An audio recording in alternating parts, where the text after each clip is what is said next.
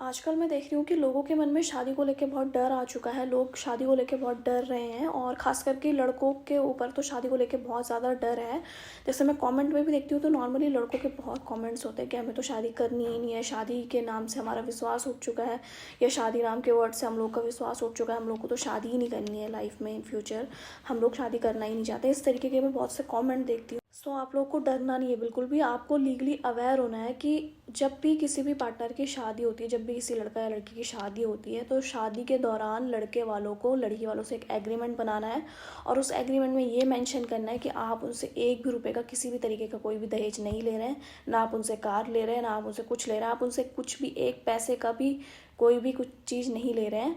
और जो भी वो आपको दे रहे हैं वो उनको आपको मतलब अपनी इच्छा से दे रहे हैं, अपनी मर्ज़ी से दे रहे हैं और अपनी बेटी को दे रहे हैं।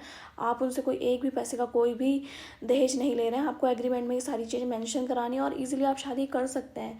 और ये जो एग्रीमेंट होता है ये इसीलिए होता है कि इन फ्यूचर आपके ऊपर कोई भी प्रोसीडिंग होती है, या आपके ऊपर डोमेस्टिक वायलेंस का केस होता है या मेंटेनेंस का केस होता है, तो आप ये सब चीज़ें आपके एज अ डिफरेंट काम करेगी इन फ्यूचर। ये सारी चीज़ें आपके एज अ डिफरेंट काम करती है। सो इसीलिए एग्रीमेंट एक सेफ साइड के लिए आप रख सकते हैं।